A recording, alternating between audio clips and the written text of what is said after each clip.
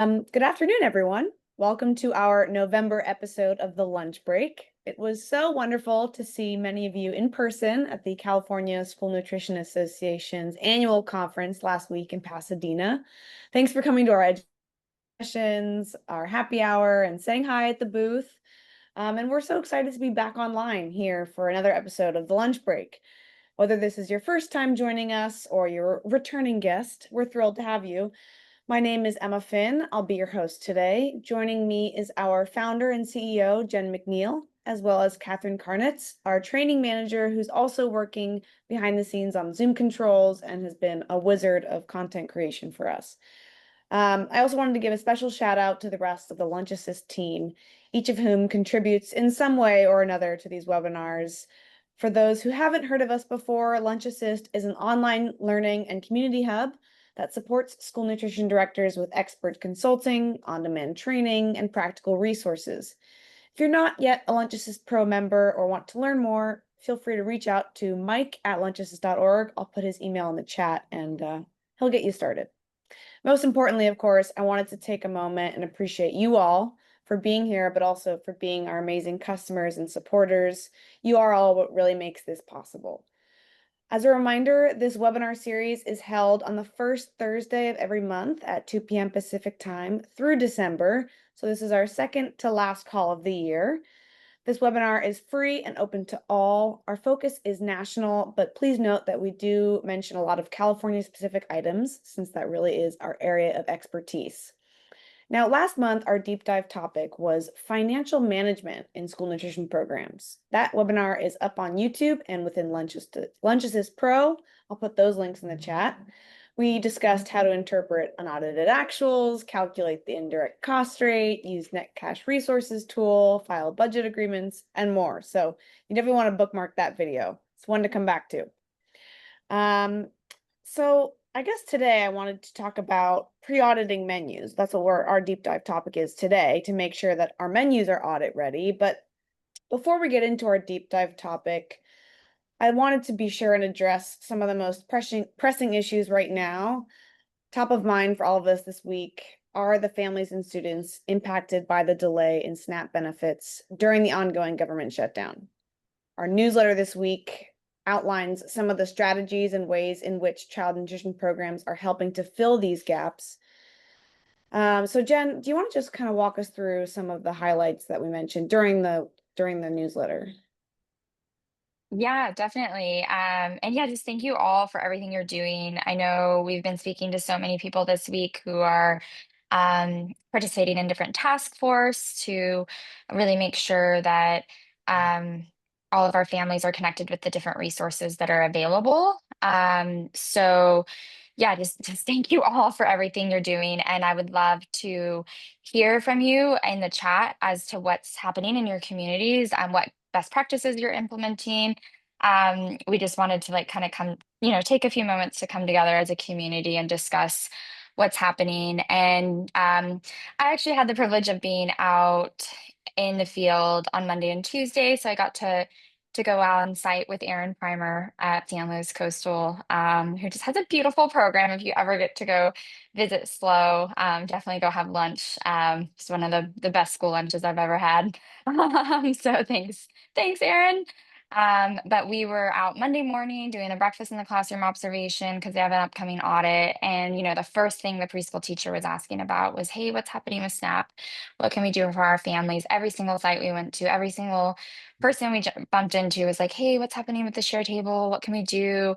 So, and then as we've kind of been catching up with people on Zoom as well, just sort of, we know we've been getting a lot of questions. So, we just sent out an email, oh gosh, only 30 or 40 minutes ago. We usually send our email on Wednesdays, but we spent a little extra time this week sort of aggregating some of the best practices that we're hearing from all of you. So that's why genuinely, please share in the chat what's happening. So just to kind of name a few, and we'll throw, if we haven't already, I'm on my laptop, so I'm used to being on like four screens here.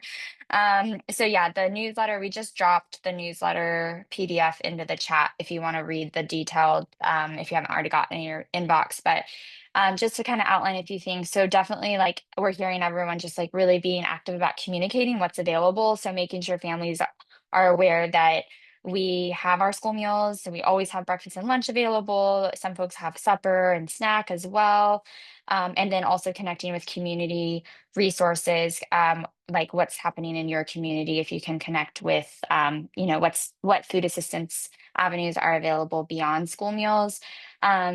LA Unified has done a really beautiful job of communicating. They have a whole web page, so we linked that in the newsletter. So good job, LA. You guys are doing great. And then there's a great list from the Alliance for a Healthier Generation with links to some of the different food finder type resources and food bank resources.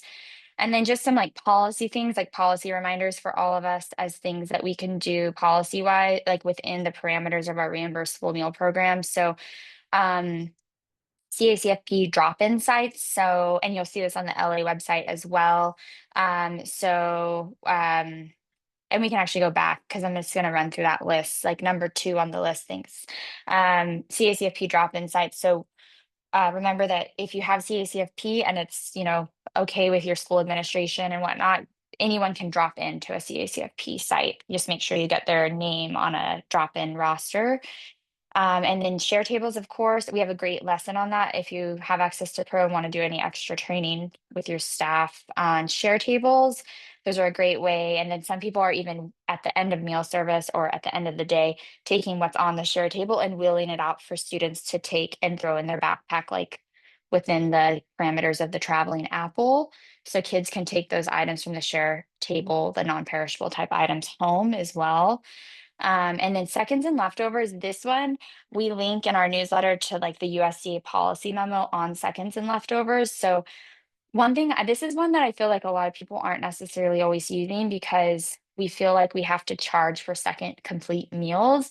But remember that if you have leftover foods, like if you have like 30 slices of pizza left at the end of meal service, that can be made available to the last kids on like, that last end of the meal service. You don't have to donate those to a food bank or compost them or whatever. You can actually make second portions of individual food items available to students at no cost.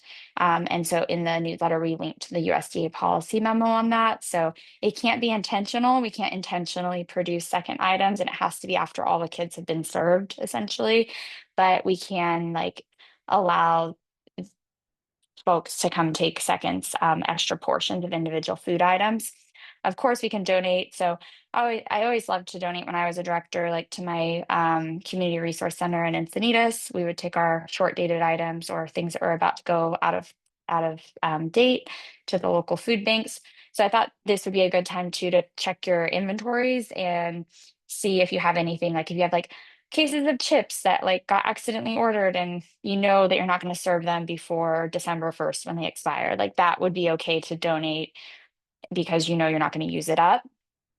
And then backpack programs. So we added the link to the Feeding America backpack program. So some people are setting up backpack programs or like food pantries on their campuses in connection with a 501c3.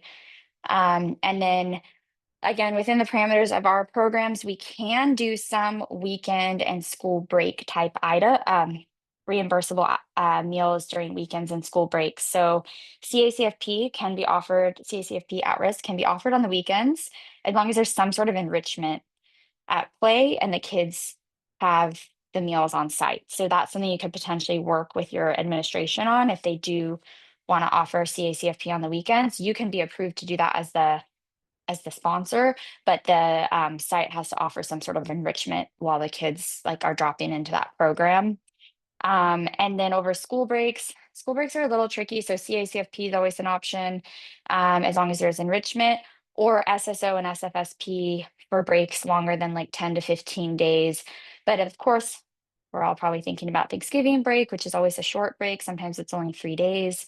So we shared the link to Del Norte, and I'll actually try to throw it in the chat here. Del Norte Unified School District. We were talking to Julie this morning, and there wasn't really a good way for them to do any kind of meal distribution that was reimbursable over Thanksgiving. But working with some local charitable groups, they're actually going to be doing a multiple day meal distribution that Nutrition Services is helping with because it's sponsored by and paid for by some local charitable groups. So, of course, these are all things that are completely above and beyond like the call of duty, and like just coming in and feeding breakfast and lunch is amazing. Like you guys are all doing amazing work. So we just wanted to share some of like things that have been getting shared with us. And again, would love to hear what you all are doing in the chat, and just sharing those ideas back and forth is so vital at a time like this. So yeah, thank you all so much. Yeah, absolutely. And I encourage folks to really utilize those resources mentioned in the newsletter, and or save that PDF version, to brainstorm with your teams and communities. So there's another recap here from FRAC. Jen, did you want to mention the CDSS announcement as well, or? Sure, yeah. So again, this was something that actually Julie from Del Norte was telling me this morning, and then we were kind of looking around. We're only seeing it on Facebook at the moment, but basically, so you probably heard that over the last day or two that USDA announced that the partial payments would be released. Um, but then it's going to vary by state how delayed those are, because it's sort of like, how do you pay partial payments? You have to kind of like, we are all, these are big state systems. So it looks like CDSS in California is saying that, and they're kind of announcing this through the county Facebook pages. The CDSS website hasn't been updated yet, but this all like the county of Tulare and like county of Del Norte and all the counties are announcing that CDSS is working on getting CalFresh SNAP payments in play by the middle of next week. So hopefully families will get at least partial payments by the middle of next week in California. Absolutely.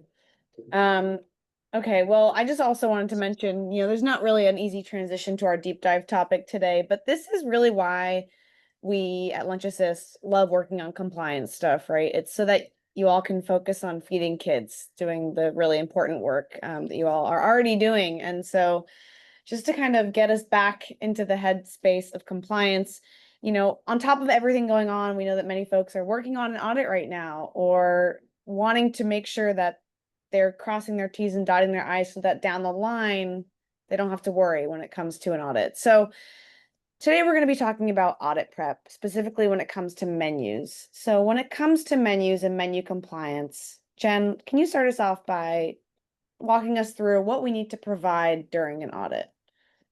Yeah, definitely. And like, yeah, just to reiterate, I mean, Emma, you said it best, but like again, this is kind of why we work on the nerdy compliance stuff, because at least we can sort of help ease the mental load on some of this, hopefully, so that you guys can really spend the time, like instead of researching regulations and stuff like that, hopefully some of that time can be better spent by getting out there and talking to kids and families and community partners and whatnot. So yeah, kind of awkward transition to like our regularly scheduled programming on audit prep. But yeah, today our deep dive, we just kind of wanted to talk about menu compliance, but also like just a testament to like how amazing the food is that we all are providing out there. And we're the second largest food security net in the nation, and the food is amazing and very, very scrutinized through these audits that we do. So kudos to all of you for putting so much care and attention into your menu planning so that kids have so much healthy food at school. I also actually, one thing I wanted to mention, just kind of going back to the conversations that we've been having this week, is um essentially the opportunity that this week presents to really garner support for our program. So we just wanted to make sure that, like I mean, I was thinking about it last night with like the amount of seat time that kids get. It's like there's, especially being at San Luis Coastal and seeing, oh my gosh, it's so much good food. But like, um, you know, there's so many schools that the kids have these amazing meals and food available at school, but then they don't actually get the like 30 or 40 minutes that they really need to sit down and consume all of that food. So as you're having conversations with folks this week, not that we can solve all those problems, but it's good time to like plant the seed on like what else we can do to like future proof or kind of sort of put more yeah, put a little bit more behind our programs because there's so much that we're doing, but then there's so many ways that we could be doing more with what we have if we had, just a bit more time, for example, for the kids to actually eat all this beautiful food. So, um, and okay, let's see here. I'm like trying to not look at the chat, but I see Rachel. Hey, Rachel, thanks for joining.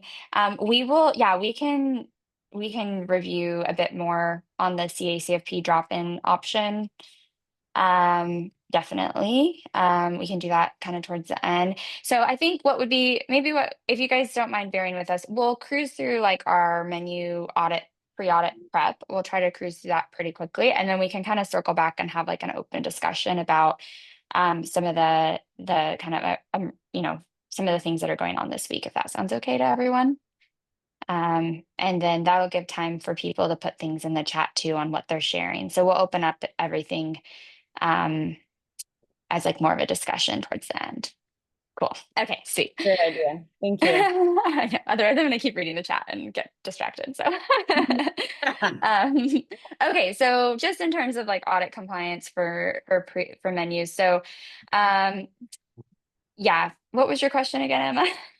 What do we need to provide during an audit when it comes to our menus and Yeah, so menu compliance during audit. So everything you see here on the screen. So our 1 week menu plus our day of review menu, production records, standardized recipes, scan labels, product formulation statements, and a menu compliance worksheet. That's basically what we provide.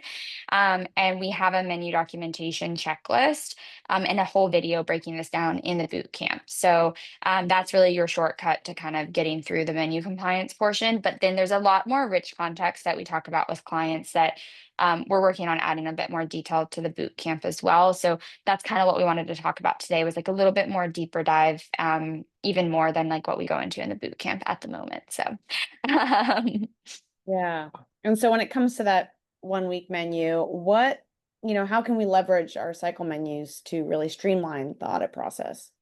yeah, so a lot of you do this, but I just kind of wanted to make sure we're all on the same page here. So one of the things that we want to do is when we're looking at, so you might not know when you're going to get audited, you can actually really be specific about what week you want to pick. So let's say that January is your month of review.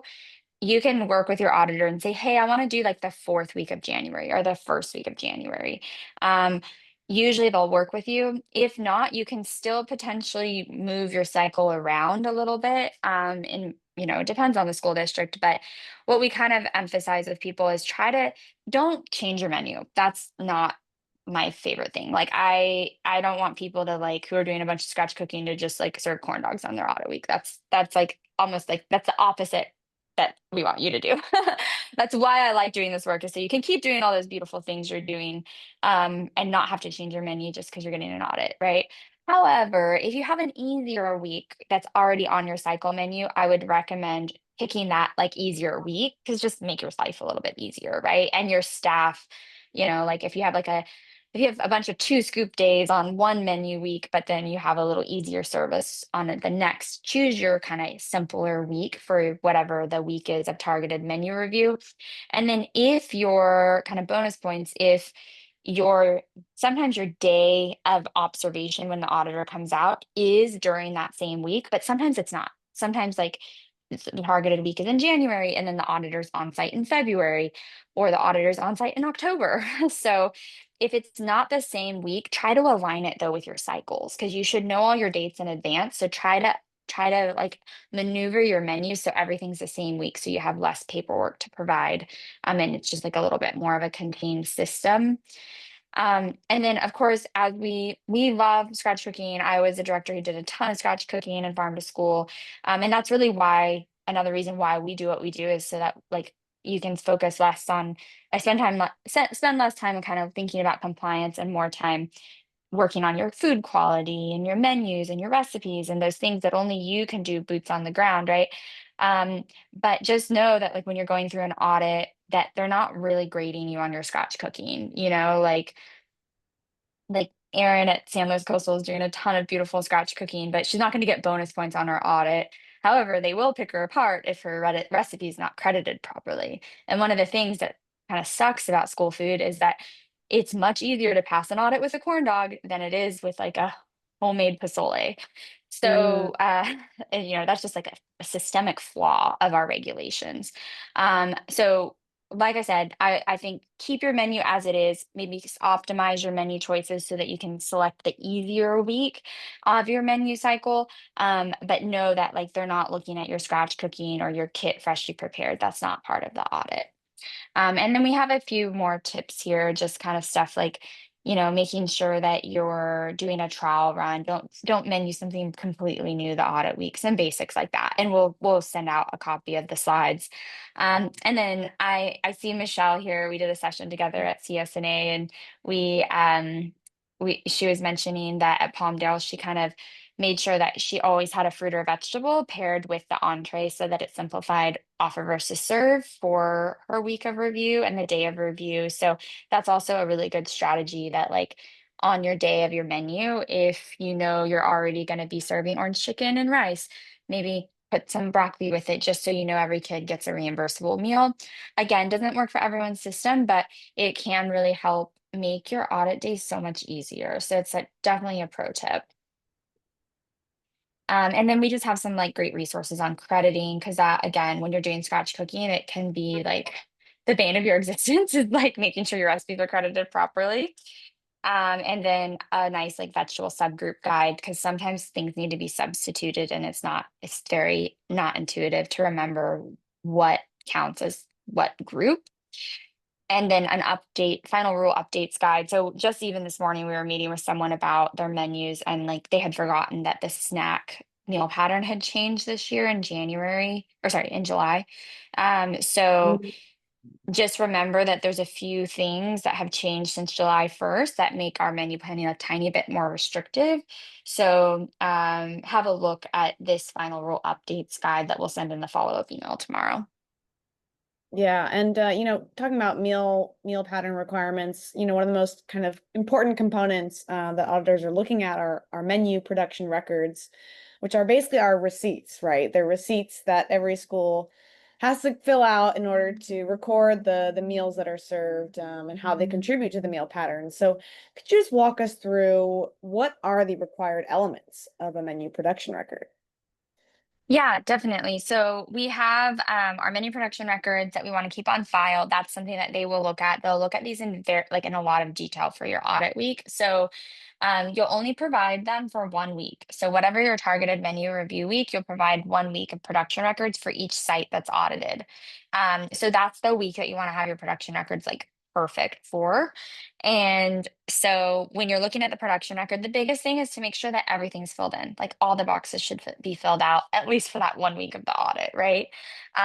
And they're going to be really narrowing in on certain things on here. So they'll be making sure that all the required elements are listed on your production record. So it's usually in compliance if you're using a software, but if you're using like your own template, it's a really good idea to check out some of the resources that we have to make sure that your template is compliant. They'll also be looking at, so like one of the required elements is the meet me alternate, the green, like all the components being listed, the different subgroups, things like that. The other thing that they'll look at is, and I don't have it circled on here, but a lot of people ask me like, hey, are they making sure that if we served 100 meals, we served 100 entrees? No, because you have offer versus serve, right? But they are looking at if you served 100 meals that you had your total veggies adds up to 100. So on this example, we served what did we serve? 40 stir fry veggies, 65 broccolis, and 70 oranges, and then we served 90 meals. So 90 reimbursable meals. So all 90 of those reimbursable meals should have had a fruit or vegetable, and you can see we served enough. But we only served what, 55 plus 30, 85. We only served 85 entrees. So that's fine because some kids might have just taken fruit, veggie, and milk. So that's the kind of stuff that they're looking at on your production record. And then here's a list of the required information. And we do have a really great lesson on menu production records. And some nice resources on that.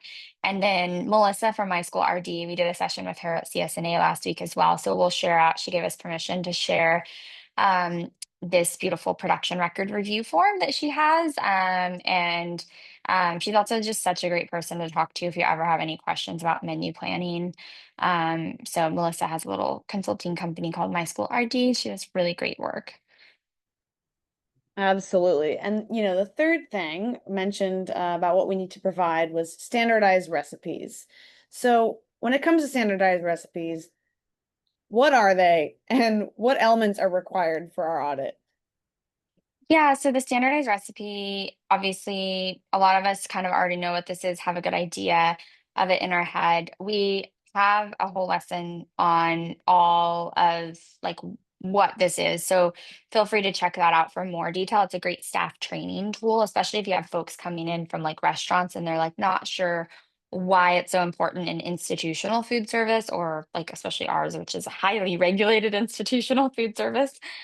Um, there's a specific elements that need to be listed on each of our standardized recipe. And then we also take a look at some of these, you know, we want to make sure that really they're easy to read for our staff. So, and also, I mean, I guess this is like it kinda goes without saying, but as we all know who've, like, worked in kitchens, make sure that when you're going through an audit, the staff have the recipes out, because I think that's the thing that I've run into the most is, like, even if we have the recipes and they're all dialed in behind the scenes, and even if the staff they've made the stuff a million times, right? So they know what 2 ounces of cheese looks like, and they know what it feels like.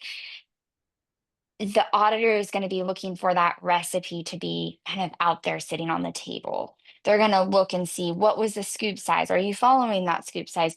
How did you know that that was 2 ounces of cheese on your grilled cheese? This is some of the stuff we were talking to Aaron's team about this week because they were making these beautiful homemade grilled cheeses and they were measuring it correctly. There was no issue there. It was just the fact that it was like, well, and can feel it, but let's make sure that, like, just to be safe on the day of the audit, have that scale out, have that recipe out, and make sure the first grilled cheese you make sure you measure it out just to be on the safe side. Because if you're in that habit of each day you have that recipe out and, you check that first recipe you make, you actually measure it out, that's going to be a really good practice. And that's the kind of stuff the auditor is going to be looking for.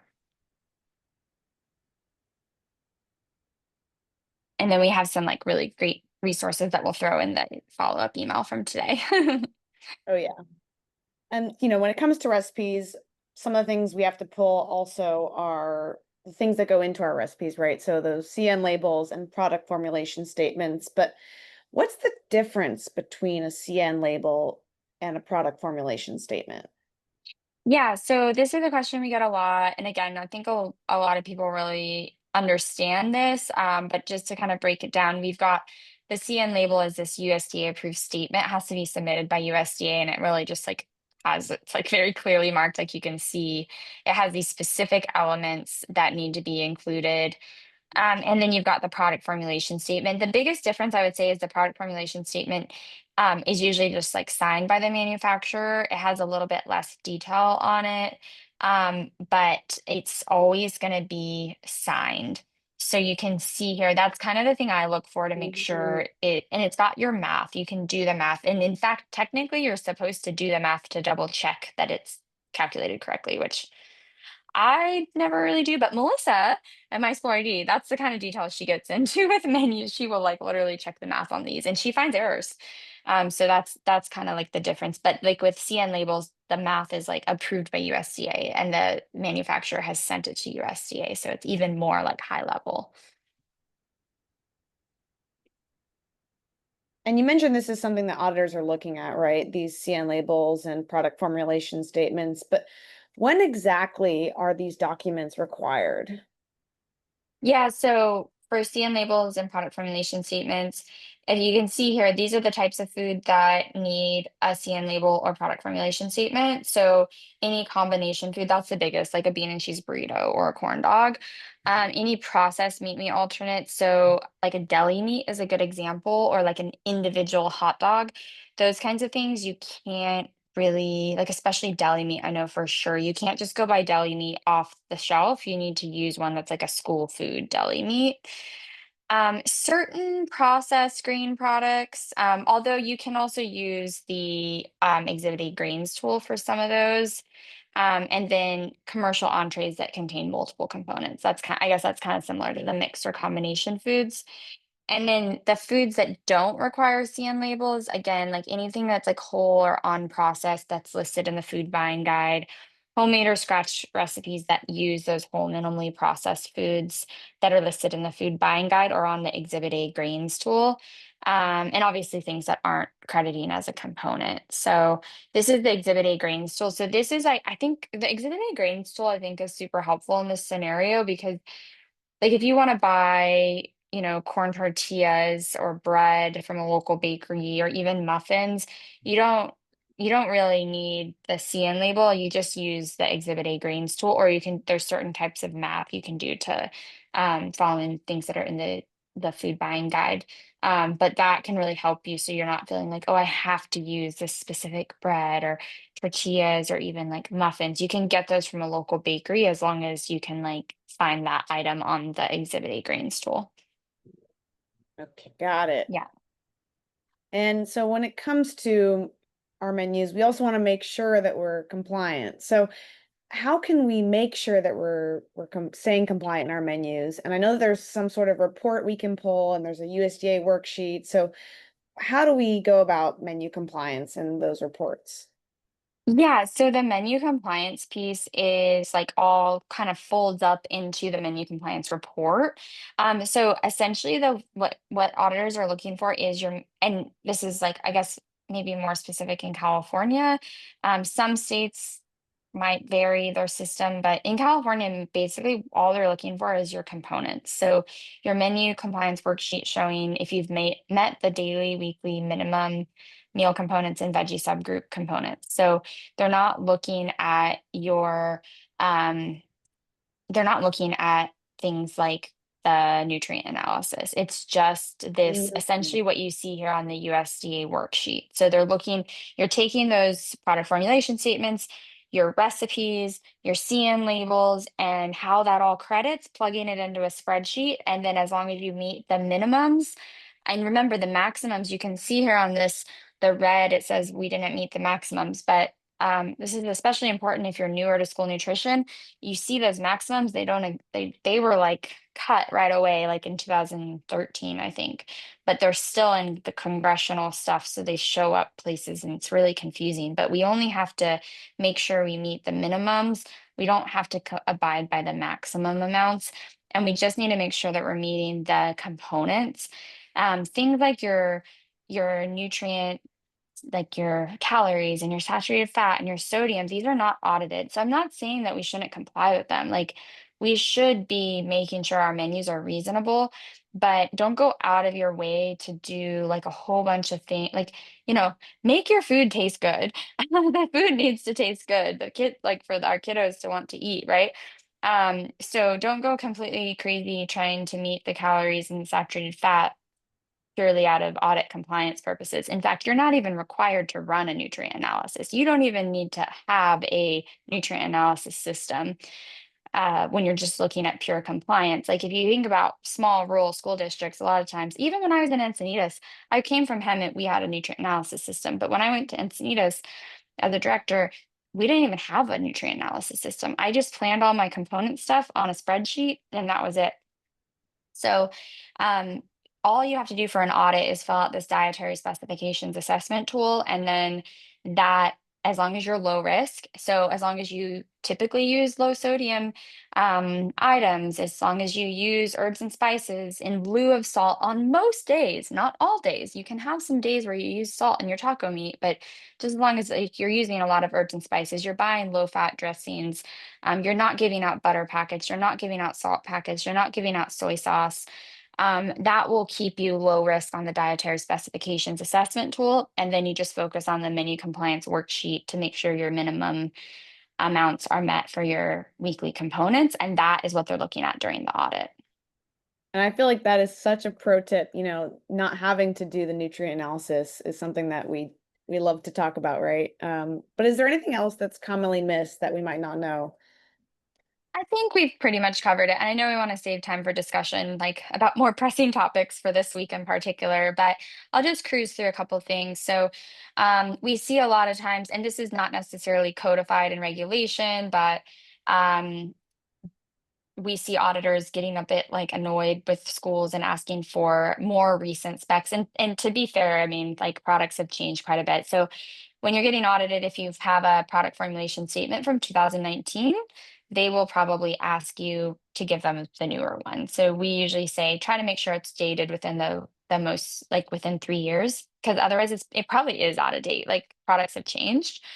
Um, Also, this is a big one. Like if you go on Cisco, for example, they'll probably just give you this like what you see on the left, and that's not a product formulation statement. You're looking for, like I said, I always just look for the signature. The one on the right is signed. That's a product formulation statement. So don't get like the marketing thing, get the thing that is signed or that says CN label if it's a processed product. And then we always like to look out for the subgroups. That's where we run into a lot of issues, is where the vegetable subgroups are like missing. So make sure you have veggie subgroups at all your points of service. You're subbing like for like when needed. And then always offer two types of milk, even to the last student in line. Don't run out of the two types of milk. That was like one of the biggest things I've been emphasizing lately when I do site visits. So making sure, and it doesn't have to be white and chocolate. It can be, the 1% white and the non-fat white, like just two types though. It has to be offered to all kids, and that's actually considered a subgroup. So they're making sure that the kids have access to the veggie subgroups and also the milk types or the milk subgroups. And this is from Melissa. She just like came up with this super cute and it's portions, subgroups, special circumstances like your preschool meals or meals in the classroom, breakfast in the classroom, temps and totals. So these are the things that really commonly trip people up, especially on menu production records. Yeah, I love that acronym. That's really fun. And Melissa's actually joining us next month when we talk about special diets, which is exciting. But not to get too far ahead of ourselves, I do have one more question for you on this topic today, which is how do we make sure our menus are audit ready? Yeah, so I know today's session we were like, let's look at pre-auditing menus, and we kind of just talked about like what's required for the audit, but that knowledge hopefully is arming you with the kind of like information you need to go back and look at your menus to see how audit ready you are. So we really like to say kind of this is something you can do at any point, whether you just got through an audit and you had some menu findings, or you haven't had one for a while, you're new to a district. We pre-audit all of our new clients' menus. So Elizabeth Mendoza on our team, she's a former auditor, former menu planner. She also worked for a menu software, so she's kind of a menu badass. And she goes and looks at all of our clients' menus and just kind of checks things like product formulation statements, making sure that things are organized, production records are templified properly. So really just looking at a little bit of a scan of your menus, especially this time of year before you're solidifying next year's menus. Like I know a lot of people solidify next year's menus in March. So this time of year, you've got everything planned. You might be seeing like what's working, what's not. Are we in compliance? So um, it's kind of like that preventative maintenance before we move into like full blown audit. So even if you're in an audit this year, let's say you have your audit in March, I would look at your menu that you have right now and just say, okay, what's it look like? Do we have everything we need? Or if March is already planned, look at March's menu, but look at production records that are being filled out by staff right now. So production records are where we find a lot of issues. Like your template might be good, but the way staff are filling it out might not be great. Or you might see that there's some offer versus serve issues happening because they're running out of, like, they might be running out of milk types, for example, on there. So um yeah, if you're undergoing an audit right now, really make sure to look at, getting as much documentation ahead of time and making sure you optimize those menu choices for the week of review. And feel free to reach out to us too, even if you're not a client. Like, we always are happy to have a quick chat or point you in the right direction of a resource. We have some great pre-auditing resources that we use with our clients, and we are working on getting some of those onto the membership as well. We're just kind of testing. We like to test out with our clients first before we put it out to the membership. So there'll be more stuff coming to the membership as well, along these lines. Yeah, thank you, Jen. And just a reminder, as you said, like working with the consultants one-on-one, this is all done for you on folks' behalf. So just it's a great resource. And we wanted to open up this call and this discussion for folks that might not be a consulting client with us right now. But preventative maintenance is kind of like the take-home message that we have for pre-auditing menus. And then just for staying on track this month, our monthly checklist is forthcoming, so stay tuned for that. Our next episode will be December 4th at 2 p.m. Pacific time. It'll be the last of the year, the calendar year at least. And we'll be with Melissa Manning and talking about special diets. So with that being said, I'd like to open it up to Q&A for everyone who's still on the call. And our chat has been very lively, so let's get into it. I think our first question was from Rachel, actually, about the CACFP drop-in site option. So if we wanted to talk about that again. Yeah. I noticed also that Emily, one of our consultants, dropped into our personal channel just some references. So I'm gonna pop those into the chat. And then Jenna, if you want to keep chatting while I grab those links. Yeah, no, that's great. So yeah, the drop in, and Emily, also, if I can put you on the spot, if you want to come share anything that you've been reading or talking to clients about. So the short and sweet, I guess, of the drop in conversation is just knowing that your so CACFP can be operated as and actually, sorry, for those who joined us midway through the call, we started by talking about what was in our weekly newsletter this week, which is top of everyone's mind, is kind of like ways that we can kind of help respond to the shortfall in SNAP benefits. So I'm throwing the PDF of the newsletter as well into the chat for anyone who missed that or might not have gotten that. So we just sent our weekly newsletter like 30 minutes before this call. And we did a little bit of information on that as we started, but we thought we'd spend the last 20 minutes of this call, and we're happy to stay on a bit longer as well, just kind of talking about really what's happening right now.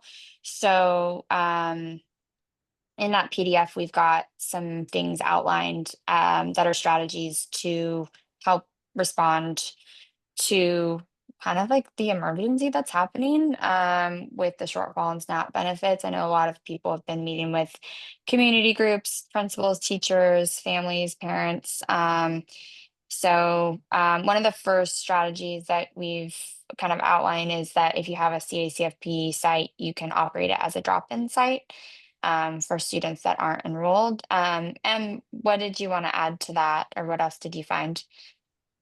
I think the biggest thing for that is just keep in mind that the drop-in sites act like summer sites a little bit. You have to be area eligible, but you have to be area eligible to do at risk anyways. And then the biggest thing is you have to offer enrichment. It can't just be the food program. So you'll need a partner or a buddy system with someone else at the district, but the enrichment doesn't have to be really fancy. It could be homework help or arts and crafts or just organized um, PE and enrichment activities. Like maybe there's a pickup basketball game, whatever it is. It just can't be restrictive. Just open to every kid that wants to do it. If kids don't want to do those enrichment programs, they just want to eat, that's fine. And Yeah, it meals, just has to be offered. They don't have yeah, to participate, but there has to be no, some sort of open. It can't be only the enrolled enrichment, right? yeah, yeah. This has to be something that's open to everyone. Mm, okay. And Sally, I know you have your hand up. Yes, that's right. I just put this in the chat. It was very timely, maybe you saw. But during the meeting, the federal judge says that the Trump administration has to fully fund SNAP by Friday. And I'm starting to get stuff coming in from the advocacy groups as well. So, people might want to be following that story through the evening and Yeah, see what they had to say. The judge really was pretty upset with USDA. So that's great. interesting. Yeah, I would also just say that I think FRAC has been the most up to date with their websites. If folks want to keep in touch and like hour by hour, they've been really good about releasing news and stuff like that.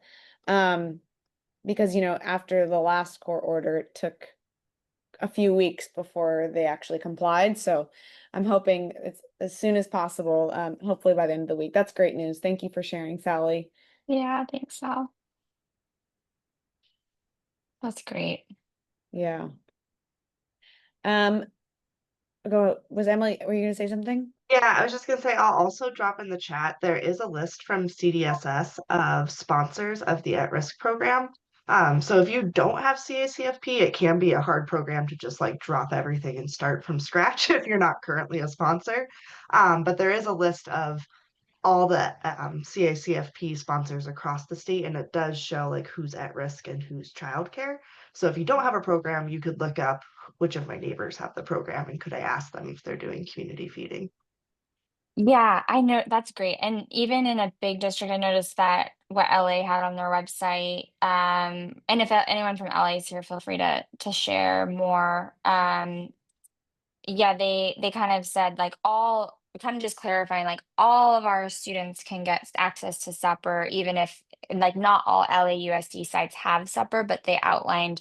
So that's also another, I thought that was a really nice strategy to say all of our students have access to supper. It just might not be at your school, it might be at the school near you, right? Because you can drop into any of our supper sites, but maybe you go to a school that's not area eligible. So it's the neighboring middle school, not the neighboring elementary school or something like that. So, Mhm. and then if you're in a district that, like when I was in Encinitas, we wouldn't have had any schools that were area eligible, but there would have been schools just down the road in San Marcos, or Vista that they could have gone to. So, I think that community connection is really nice, whether it's within your own district or neighboring districts. I also just wanted to give a quick shout out to oh my gosh, where is it now? Yes, Sherry's has just an example of what they shared from their food services program. Doing a meal giveaway during the break for 5 days of meals, breakfast and lunch. But I really just appreciate seeing the announcement. I think it's really helpful, and really personal touch to your district. So I thank you for sharing that. That's actually, yeah, it's great to see. I don't know if anyone can see. You have to scroll up a little bit in our chat, but yeah, it's really great. Great job. Yeah, that's beautiful. Shari, are you here? Did you want to share what you guys are doing up in Butte County? Yes, I'm here.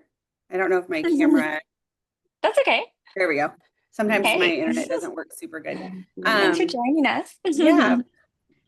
So we started last year with meal giveaways.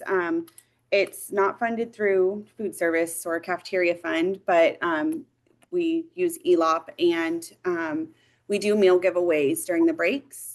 And we provide like however many days the breaks are. We do 5 days of breakfast, 5 days of lunch, and we do like a grab and go style. I had looked into one time the CACFP, but I didn't think that you could do CACFP and a grab and go together. So, and that's kind of where we've seen the success is all of the kids that either are walking up around the neighborhood or parents that aren't able to bring their kid for like the day or for the enrichment activities, but they're able to swing by on their lunch break and pick up meals for the students. So, and then I just shared that in Parent Square just so that our parents knew that nothing had changed in our food program for breakfast or lunch meals, so that they understood that if they're, that they can come to our schools and get their students get free breakfast and free lunch every day. Nothing has changed with that. There's still funding for that. And then I just shared some local resources out so that if they needed additional support, they had those resources. That's awesome. Yeah, I think exactly what you said about like making sure people know like nothing has changed with our programs. In fact, hopefully a lot of folks are able to add to or enhance a little bit what we're doing. But I think there's been a lot of like fear and uncertainty that like school meals are going to go away as well. And obviously like, you know, we're not going anywhere. Hopefully like things settle down and we can get some clarity on what's happening with our November reimbursements. But I don't, it's just like such a selfless crowd. Like I don't hear anyone really even bringing that conversation up this week of like, what about our reimbursement? Like, no, Yeah. like that's the last of our concerns. We're not going anywhere. We're going to keep feeding kids every day, but making sure that message goes out, if nothing else, I think was a big takeaway for me this week of, making sure families know that we're here, we're going to keep being here, we're feeding at least 2 meals a day. Come on in, make sure you come participate in school meals. Absolutely. I see Brenda's raising a hand. Brenda, do you want to come off mute and hop in with your question? How do I do that? There we go. Lower hand. Brenda, you still here? Oh, she just wanted to confirm, I see in the chat, we're Oh. allowed to give seconds to our students. We would not claim them and we would just make and we would not make extra on purpose. Yes, I think that's what it means. So yeah, I think talking about the seconds thing, are you guys cool if we spend a minute talking about how that works with leftovers and seconds and whatnot? Because I think that one comes up a bit, and a lot of people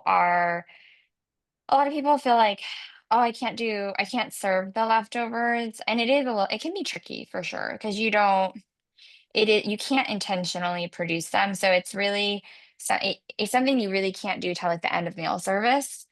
So it does mean that there's not like seconds and leftovers. It's not available to everyone.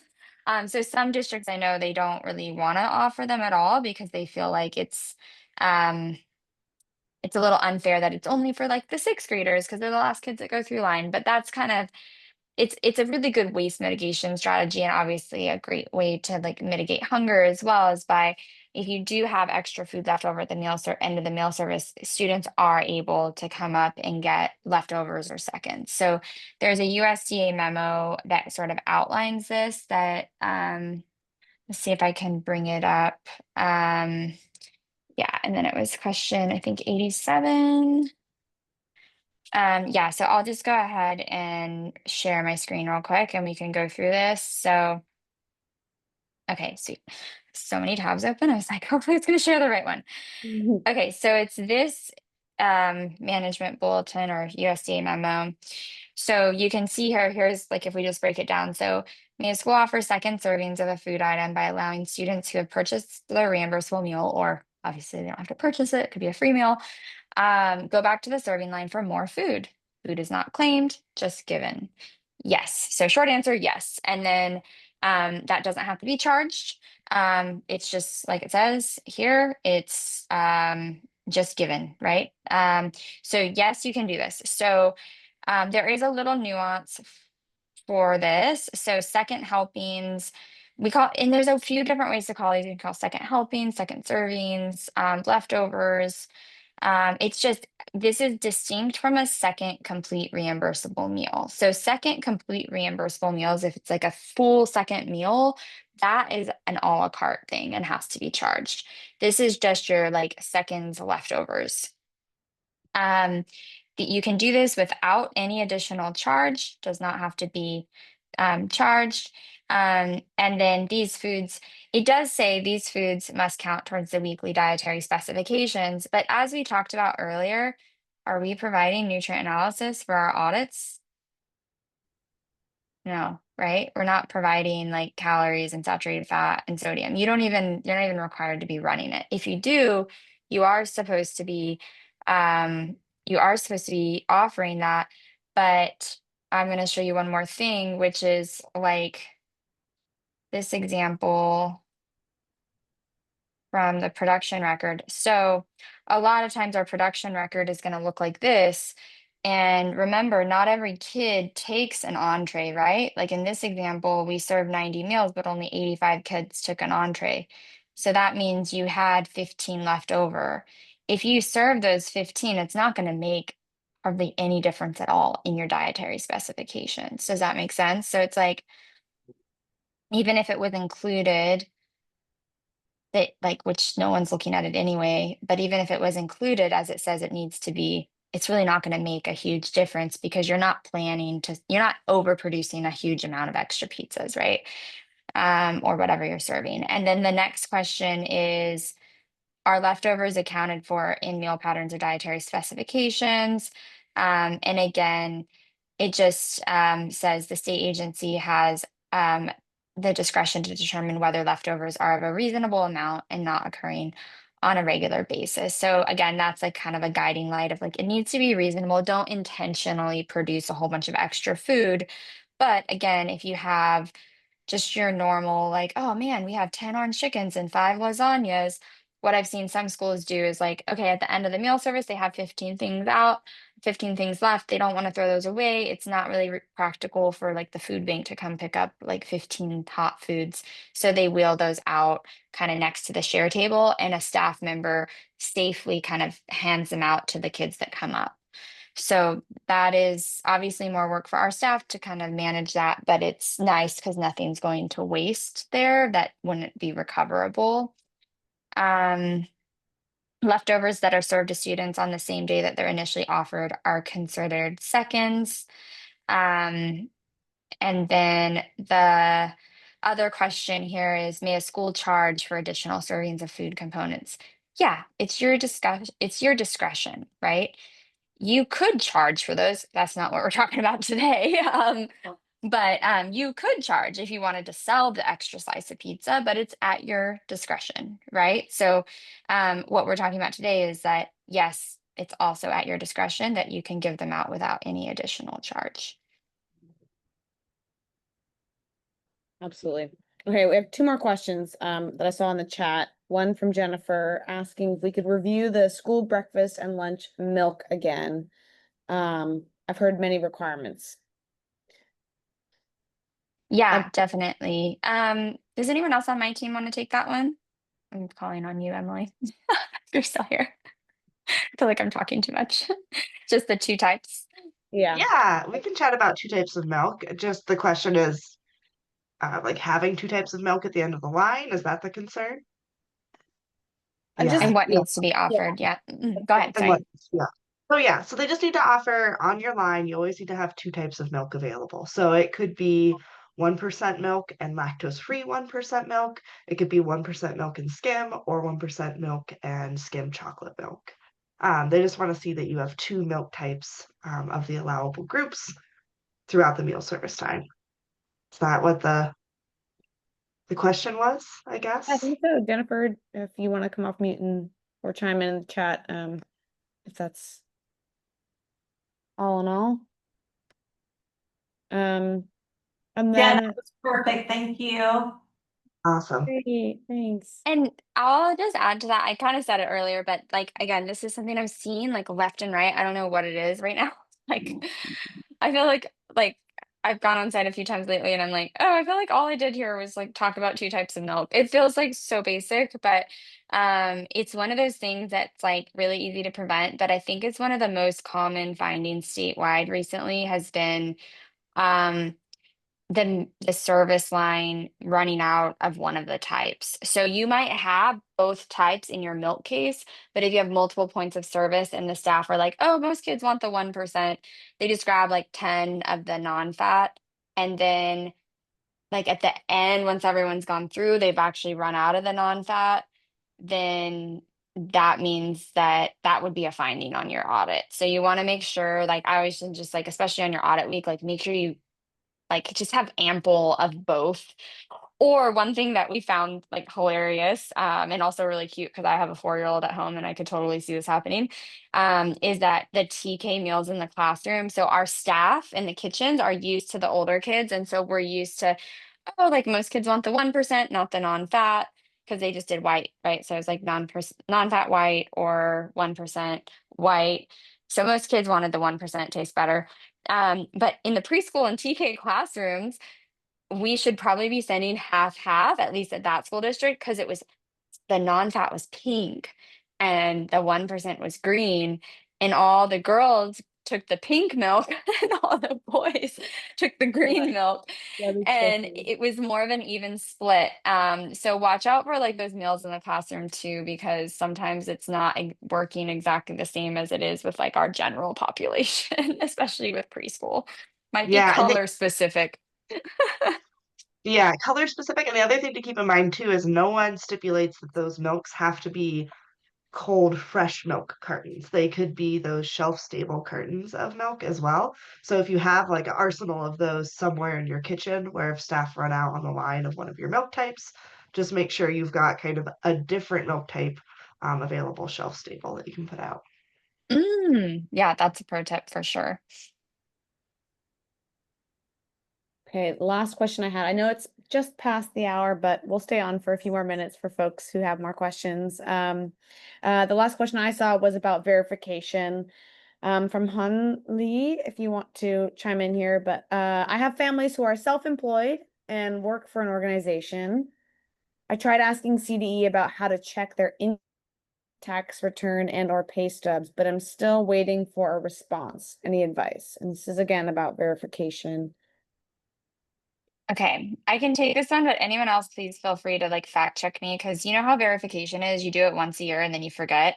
Um, it's like a process of relearning and forgetting every year. So I just am remembering from when I was a director, because this question hasn't come up for a while for me, but like, isn't it possible to just get a letter from the employer that says what the person is making? Like sometimes if someone is getting paid in cash, for example, I would just be able to get a letter from their employer, like even just like a piece of paper that says, hey, yes, like this person works here and makes this much per month, and it's like signed. It's the bigger issue though here that they're looking at is how to like get the self-employed income. Right. So I guess they asked CDE but haven't heard back, but about like, is it a tax return? Is it pay stubs? So I had a family, when they returned the verification documents, they ended up having much higher income than what they had initially put in the meal application. So they had given me pay stubs, and then their response was that that pay stub was not typical. And so then I thought, okay, maybe we should be looking at their tax return and look at the entire year. So I had reached out to CDE, and then CDE provided me with a manual, and in reading it, it sounds like there's a difference with verification documents in terms of if you work for an organization, we're supposed to be collecting either letters from the employer or pay stubs that show the frequency and the amounts.